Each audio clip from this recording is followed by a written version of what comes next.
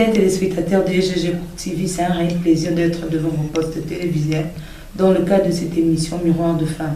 Miroir de Femmes, une émission socio-culturelle qui vise la promotion de la femme. Aujourd'hui, nous avons un réel plaisir de recevoir pour vous Madame Maria Mwamini, coordonnatrice de la Fondation Mouke Mouema. Avec elle, nous aurons à parler de son parcours ainsi qu'à d'un sujet et entrée à la femme. Bonjour Madame. Bonjour Madame. C'est un réel plaisir de vous recevoir dans le plateau de Miroir de Femmes. Je suis également très ravie et très touchée que vous ayez pensé à ma personne. Pour faciliter la compréhension de nos téléspectateurs, pouvez-vous vous présenter s'il vous plaît? Bonjour chers téléspectateurs, je suis très ravie d'être là aujourd'hui devant vous et surtout accompagnée de Madame Tiziana. Je suis Maria Mwamini, ingénieure de formation, environnementaliste bien sûr, et je suis DG de la Fondation Mouke Mouema. Et en dehors de cela, j'évolue également dans l'entrepreneuriat. Je suis DG de l'entreprise DELEC Group, qui ne veut rien dire d'autre que groupe de l'équilibre. Voilà. Waouh, vous avez plusieurs casquettes. Merci beaucoup. C'est vraiment intéressant, on va en découvrir au cours de cette émission. Parlez-nous un peu de votre parcours. Comment vous avez commencé jusqu'à arriver aujourd'hui comme entrepreneur et coordonnatrice de cette grande fondation? J'ai commencé dans la structure YouReport, c'est une structure de l'UNICEF, depuis 2020. C'est là que j'ai commencé. Et après ça, j'ai eu à intégrer d'autres structures qui évoluaient dans le bénévolat. C'est de là en fait qu'est née même cette motivation-là de pouvoir travailler dans l'activisme. Donc un endroit où tu es là, tu te dis, j'apporte mon aide pour aider en fait certaines personnes à évoluer et à croire en eux. C'était où, ici à Kinshasa ou ailleurs? Oui, ici à Kinshasa, bien sûr. Et la structure existe toujours jusqu'à aujourd'hui. Donc j'ai commencé en tant que bénévole. Et puis après, je suis devenue secrétaire générale provinciale ici à Kinshasa. Et après cela, après avoir fait 2 ans... Qu'est-ce que vous avez motivé de rejoindre cette structure? Alors déjà, j'en ai entendu parler à l'université. Je voyais souvent les jeunes se réunir. Je me disais, ces jeunes, on ne les paye pas. Mais quelle est cette motivation et cet engagement qu'ils ont de pouvoir apporter de l'aide pour les changements positifs dans les communautés? Je me suis approchée et en dehors de cela, j'ai compris que la structure offrait également des formations gratuites. Donc les différentes formations pour lesquelles je pouvais payer 15 $, 20 $ et bien plus, mais dans la structure, c'était gratuit. Il y avait la facilité. Il y avait cette facilité-là. Et après, je me suis dit, si personnellement, je peux recevoir des connaissances gratuitement, pourquoi ne pas également contribuer pour aider ceux qui en ont les plus besoin? Et après, oui, quand j'ai intégré, au début, on a commencé à organiser des You-Action, c'est qu'eux, ils appellent comme... ce sont des actions communautaires que l'on met en place, mais sans rien attendre en retour. Ça peut être lié à l'assainissement, ça peut être lié à l'offre des dons dans les foyers sociaux, dans les centres d'accueil, ça peut être contribuer, soit participer à des formations d'alphabétisation. C'est une ONG locale ou internationale? Bon, ce n'est pas une ONG, c'est juste une structure intégrante de l'UNICEF. C'est l'UNICEF en fait voilà, qui a initié ce projet-là. Et ce projet en fait vise vraiment à renforcer et capaciter les jeunes pour qu'ils prennent conscience qu'ils peuvent également contribuer au changement positif de leur communauté sans attendre que les autorités viennent faire ceci, cela. Que l'initiative pouvait commencer d'eux-mêmes. On veut avoir un peu l'objet majeur qui vous a motivé afin de créer cette grande fondation, la Fondation Mouke Mouema. Et je dirais que ça part d'une histoire très personnelle, je dois dire. Moi, je dirais que c'est ma mère. Et c'est d'ailleurs la personne que je considère le plus comme mon modèle parce que je dirais que je lui dois tout en fait. Je lui dois tout, je lui dois mon parcours, je lui dois déjà ma vie. Donc c'est une fondation qui rend hommage à maman. Exactement. Et un salut en passant. Merci. Merci beaucoup. Donc voilà. Après, je me suis dit, de par toutes les situations qu'elle vivait, je me suis dit, mais... c'est possible aussi pour une femme de se démarquer, de se dire que oui, j'ai une famille, j'ai un foyer, mais je peux aussi faire sans avoir l'aide de qui que ce soit et continuer à élever mes enfants, continuer à leur apporter le bonheur dont elles ont besoin. Après, je me suis dit, ok, pourquoi ne pas créer quelque chose? J'ai commencé à écrire. J'ai commencé à chercher des livres qui parlaient des femmes de valeur. J'ai commencé à voir quelles sont les qualités que l'on peut retrouver chez une femme de valeur. Et au fur et à mesure que je lisais, au fur et à mesure, c'est elle que je voyais en fait. Je me suis dit, bon, je vais commencer vraiment au plus bas. Je me rappelle quand j'ai parlé de ça, c'était depuis 2020 d'ailleurs. Mais la structure a été mise en place depuis quelle année? Elle a commencé depuis 2020 mais elle a été légalisée en 2022. Donc ça fait, officiellement, ça fait 2 ans. 2 ans, voilà. Mais on avait déjà des activités, mais vraiment avant les activités, c'était juste vraiment en petits groupes, hein, dans les écoles, dans les avenues. C'était vraiment pas d'une grande envergure parce que là, on n'avait pas encore les réseaux sociaux, surtout qu'actuellement, tout passe sur les réseaux sociaux. C'était juste de bouche à l'oreille. On en parlait, il y a quand même quelques personnes qui s'intéressaient petit à petit, petit à petit. Et c'est vraiment de là qu'est née la structure. Mais au début, tout le monde le voyait, ne le prenait pas trop au sérieux. On se disait, c'est une jeune femme quand même. Étudie, tu n'as pas besoin. Ça, ce sont des choses qui appartiennent à des grandes personnes, qui ont déjà de l'argent. Je me suis dit non, je vais quand même continuer. Jusqu'à ce que je rencontre, je dirais, quelqu'un qui m'a aussi beaucoup boosté dans cette lutte en fait, et avec qui d'ailleurs je travaille aujourd'hui. Je dirais que cette personne a vraiment beaucoup contribué pour que la fondation soit ce qu'elle est aujourd'hui. Et c'est d'ailleurs le président du conseil d'administration que je remercie aussi. Voilà. Du coup, voilà un peu la petite histoire, comment ça a commencé jusqu'à ce que nous soyons aujourd'hui Moukemema, jusqu'à ce qu'il y ait aujourd'hui des personnes qui sollicitent travailler avec nous. Et voilà, nous sommes enregistrés bien sûr à l'hôtel de ville et dans tous les autres ministères, notamment le ministère du Quels sont les objectifs de la Fondation Moukemema? Alors je dirais le premier objectif en fait, c'est contribuer au développement de la jeune fille et ainsi qu'à l'autonomisation. Je sais que habituellement quand on parle de l'autonomisation, nombreux parmi nous ne voient que l'autonomisation financière. Ouais.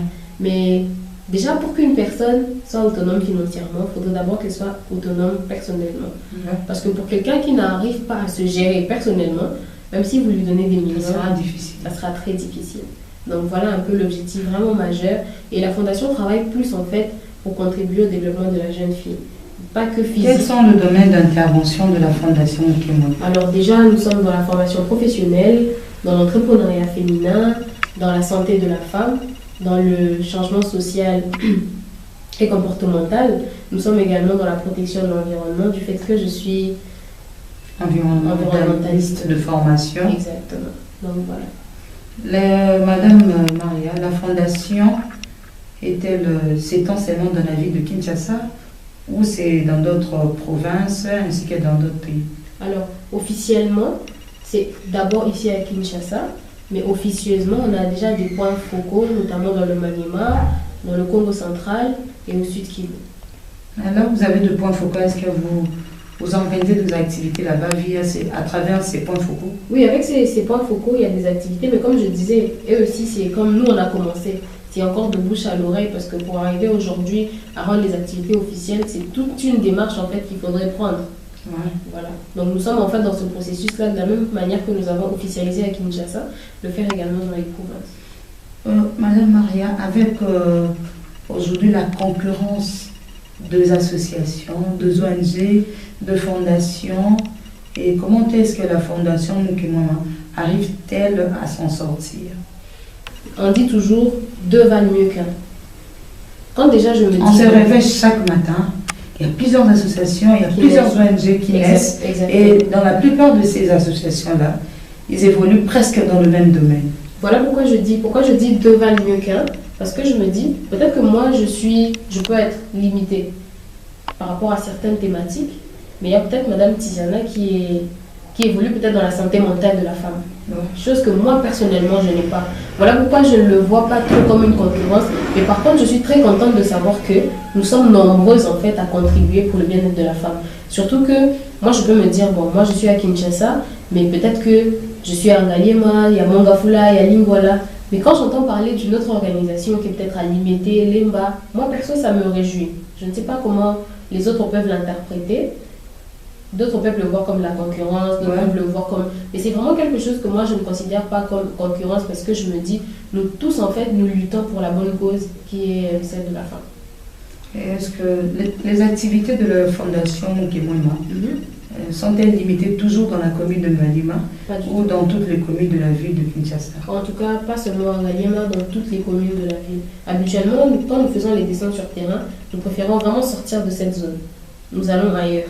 Et c'est juste quand il y a peut-être des activités de grande envergure qui nécessitent de réunir les gens, c'est là que des fois nous le faisons ici, soit à Brandal. Donc nous essayons en fait de trouver les endroits, vraiment les centres, qui peuvent faciliter chacun de pouvoir se déplacer et d'arriver. Avez-vous déjà organisé, dans le cadre de la fondation, avez-vous déjà organisé une activité à Tchangou? À Tchangou, jusqu'à présent, pas encore. Pourquoi? À Tchangou, jusqu'à présent, Pourquoi? pas encore. Alors, nous avons organisé... Alors que Tchangou a plusieurs problèmes. Nous avons organisé une activité avec les jeunes de Tchangou, mais pas dans la commune. Donc, ça veut dire qu'on s'est croisé à Victoire. Kalamou appartient à... Oui, C'est dans Tchangou. Non. La commune de Kalamou. Non, c'est le district de Funa. Voilà. Donc, nous avons invité les jeunes de Tchangou. Nous nous sommes rencontrés à Victoire. C'était d'ailleurs pour la marche rose, pour la lutte contre le cancer du sein. Nous avons sensibilisé ensemble. Donc voilà, nous choisissons plus les ronds-points. Nous savons que non, là c'est un rond-point. On peut se réunir tous et puis on décide de faire des descentes. Et récemment d'ailleurs, il y a aussi des jeunes des Tchangou qui sont venus, notamment Massine Andjili, lorsque nous avons eu la clôture de la campagne qui a eu lieu le 31 octobre. Dans cette même optique, parlez-nous un peu de l'activité du 31. C'était quoi, en fait, la conférence? Ah, ok. Alors, l'objectif de la conférence du 31 était juste de mettre un accent par rapport à toutes les informations qui ont été données durant tout le mois, parce que nous avons reçu des messages, nous avons reçu des SMS et des appels. Malgré toutes les sensibilisations qui ont été faites, il y avait des personnes qui avaient toujours ce souci-là, en fait, d'avoir des informations fiables. Nous nous sommes dit, à l'occasion de la clôturer avec, désolé pour la tautologie, à l'occasion de la fin du mois, que nous essayons en fait de rassembler toutes ces personnes-là, mettre encore un accent sur les informations qu'ils ont reçues et qu'elles ont reçues bien sûr. Et déjà par la même occasion, le même 31, il y a des personnes qui étaient là et qui ont demandé à avoir des séances de mammographie. Et comme nous n'avons pas travaillé seuls, nous avons travaillé avec la structure Votre Médecin qui est appropriée et spécifiée dans ce domaine-là. Nous avons reconduit toutes ces personnes qui avaient besoin d'avoir des consultations gratuites vers les hôpitaux partenaires.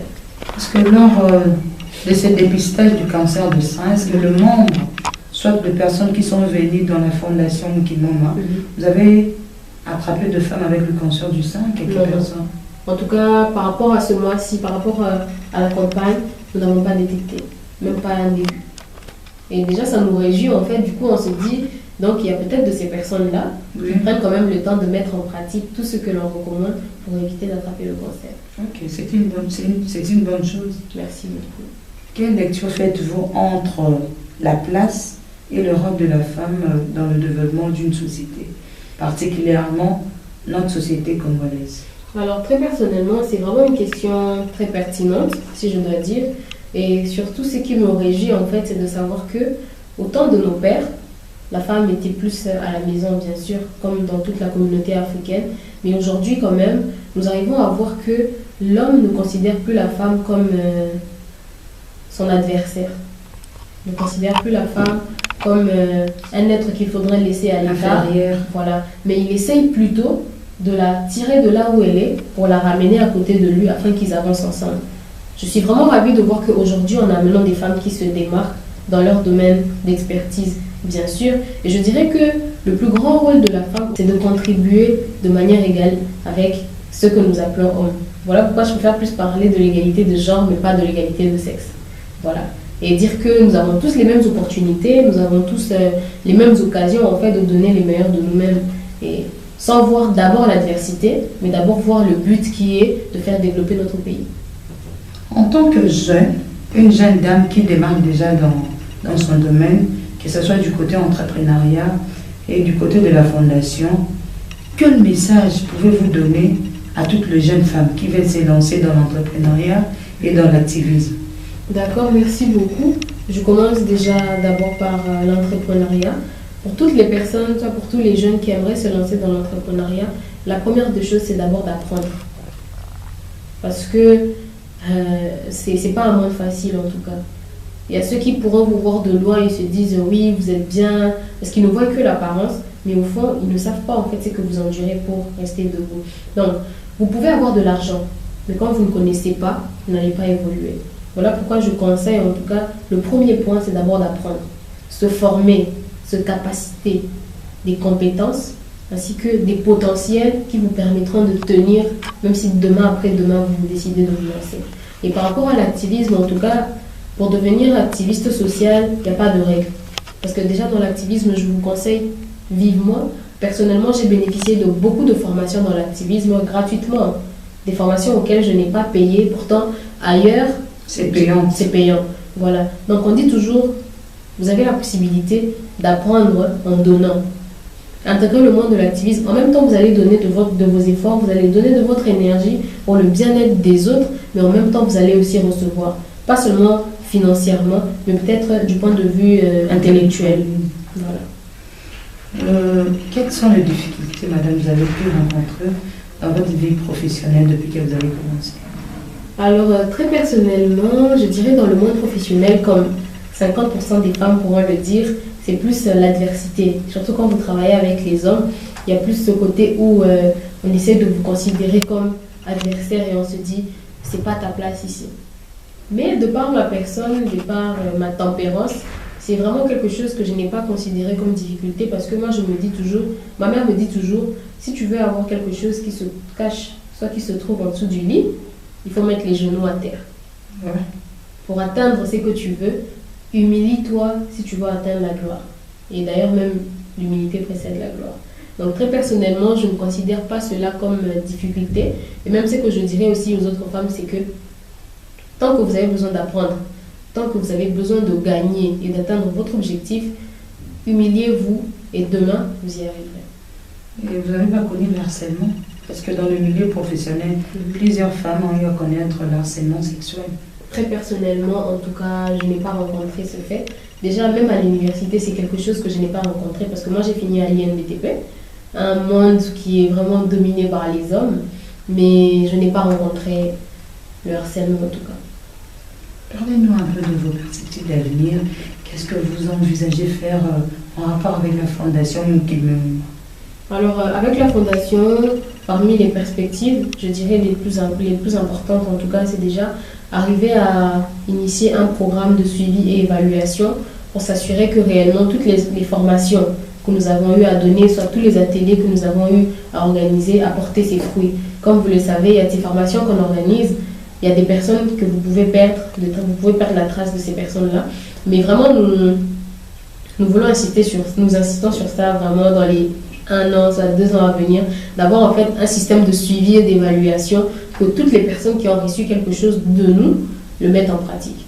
Et à part ça, il y a aussi une autre perspective, c'est que pouvoir atteindre les grands bailleurs de fonds, bien sûr, pour pouvoir contribuer à l'évolution de toutes les personnes que nous rencontrons, pas seulement dans les formations, mais aussi les personnes en cas de situation difficile, notamment les filles en situation des rues.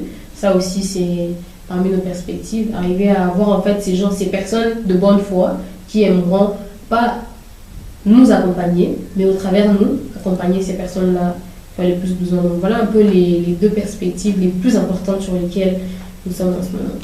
En rapport avec la préparation de ces jours d'activisme qui s'élancent très bientôt, quelles sont les activités que la Fondation Mukime prépare? Alors déjà, la première activité que nous prévoyons, c'est déjà la sensibilisation dans les écoles. Nous l'avons également fait l'année passée. Cette année, nous avons également ciblé une autre zone, bien sûr, de sensibilisation dans les écoles parce que les violences basées sur le genre ne se fait pas que dans nos maisons, pas que dans nos communautés, mais même pas qu'à l'université. Même dans les écoles où on a des enfants qui sont en maternelle, en primaire, mais déjà, on a des petits garçons qui disent non, ça tu ne peux pas faire. Pourtant, c'est à l'école. Voilà. Et à part ça, nous avons également pensé à la sensibilisation dans les familles, parce que même dans nos propres familles, il y a les violences basées sur le genre. Il y a ces personnes qui pensent que violence, c'est nécessairement tout ce qui a trait au physique, mais pas forcément. On a des familles où il y a les parents qui préfèrent scolariser les garçons et les filles. Une forme de discrimination. Restent à la maison. On a des familles où même quand la fille, tu es malade, en tout cas, si c'est toi qui dois faire, c'est toi qui dois faire. Même si tes frères n'ont rien à faire. Et habituellement, d'ailleurs, c'est les garçons allaient jouer, les filles venaient travailler. Donc, on essaye vraiment d'inculquer ça aux parents dès le bas âge que même les tâches ménagères peuvent être départagées entre les filles et les garçons. Donc, voilà. Madame, par rapport à la fondation, quels sont les critères de recrutement? Alors, pour rejoindre la formation, quelles sont les formalités? Alors déjà, pour la fondation, je ne dirais pas critères d'enregistrement parce que... Adhésion. Voilà. Pour adhérer en tout cas à la fondation, l'adhésion elle est gratuite. L'adhésion elle est vraiment gratuite parce que l'objectif pour nous, c'est d'avoir plus de personnes qui vont nous accompagner. Comme je disais toujours, deux valent mieux qu'un. Quand on a plus de personnes, ça nous permet de sensibiliser dans plusieurs étendues. Parce que là, je dirais, bon, moi je suis à l'UPEN par exemple, j'ai quelqu'un qui est à Delvaux, j'ai quelqu'un qui est à Lassina, j'ai quelqu'un qui est à Ndjili, j'ai quelqu'un qui est à Kalamou. Ça nous permet de relayer l'information le plus vite possible que d'avoir une ou deux personnes. Donc vraiment l'adhésion est très gratuite et pour toutes les personnes qui seraient intéressées de travailler avec nous. La porte est grandement ouverte. Voilà, en tout cas, Pouvez-vous donner un numéro de contact pour faciliter à toutes les personnes qui veulent rejoindre la fondation, okay. La page Facebook ainsi que les autres plateformes où vous êtes? D'accord. Déjà pour le numéro de téléphone, c'est les 082 27 00 477. Vous pouvez reprendre. 082 27 00 477. Le mail c'est mukemwemafoundation@gmail.com et pour toutes les autres plateformes, notamment Facebook, Instagram, TikTok, LinkedIn, c'est Mukemwema Fondation. Donc voilà. Madame, on est presque à la fin de notre échange d'aujourd'hui. Je pense que ça ne sera pas une dernière fois. C'est une première fois, mais ça ne sera pas une dernière fois. Quelles sont vos impressions par rapport à l'émission Miroir de Femmes? Alors très personnellement, Miroir des Femmes, c'est déjà une émission que je suis et que je félicite vraiment parce qu'au travers de cette émission, il y a des personnes peut-être qui connaîtront aujourd'hui ce qu'est Mukemwema et qui seront intéressées de pouvoir s'adhérer et de contribuer également, de participer à toutes les activités que nous avons organisées. Et c'est toujours à féliciter parce que avoir des personnes qui sacrifient leur temps, qui sacrifient leurs énergies pour mettre en lumière les femmes, c'est vraiment quelque chose de très grand et quelque chose de louable. Donc voilà, félicitations encore pour l'initiative de cette émission. Et voilà. Quel est votre mot de la fin par rapport à cette émission d'aujourd'hui, notre numéro d'aujourd'hui? Alors très personnellement, je vais rester dans la même logique. Les jeunes filles, n'hésitez pas. Apprenez, apprenez, apprenez. En tout cas, c'est le premier conseil que je pourrais donner. Formons-nous tous les jours, capacitons-nous tous les jours. Soyons compétents d'abord personnellement. Parce que même pour réclamer quelque chose, on doit s'assurer d'avoir suffisamment de force et suffisamment d'énergie. Merci encore et pour toutes les personnes qui ont besoin de nous, de nos conseils, soit de participer dans nos formations, dans nos ateliers, n'hésitez pas. Je résume Madame Maria. Elle invite toutes les femmes à la prise de conscience ainsi qu'à la méritocratie. Femmes, levez-vous et ne baissez pas le bras, soyez autonomes, indépendantes et cherchez à mériter. Et non, ne restons pas toujours dans la lutte. La parité, ça se mérite. Un grand merci à toute l'équipe technique qui est toujours disponible pour nous accompagner. Nous voyons le berger, Papa Igor qui est toujours là. Et pour toutes vos informations, reportages, publicités et autres, veuillez nous contacter au plus 243 81 94 67 126. On se retrouve très prochainement avec un nouveau numéro. À très bientôt.